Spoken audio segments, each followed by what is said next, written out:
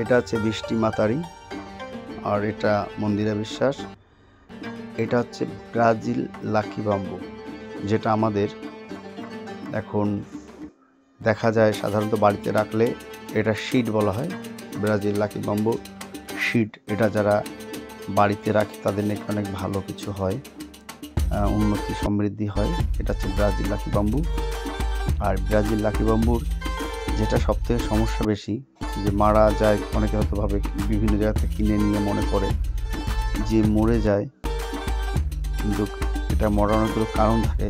আমরা যখন জলের মধ্যে আমরা দেই, তখন কি হয়, আমাদের জলের মধ্যেও রাখার যে পাত্রটা, সেই পাত্রটা একটু পরিষ্কার পরিচ্ছন্নভাবে রাখতে হয়।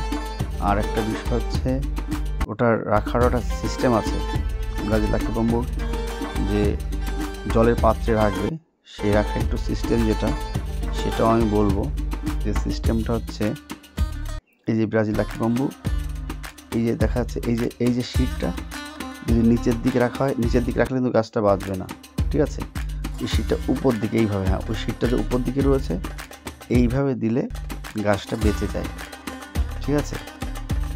ব্রাজিল লাকি বাম্বু আমরা বৃষ্টি মাতারি দেখছেন। আমরা সাধারণ একটা মানুষ, আমরা চাষি লোক, চাষবাস করেই খাই। আমাদের এখান থেকে এই আমার একটা বন্ধু পিঙ্কর একটা জলের ব্যবসা রয়েছে ছোটোখাটো। যদি কারো, এই যে আমাদের বাড়ি, আর এটা একটা আমাদের ব্যবসা সত্যতা লক্ষ্মী একটা গাড়ি, যেটা আমাদের ব্যবসা খুব সাহায্য করে।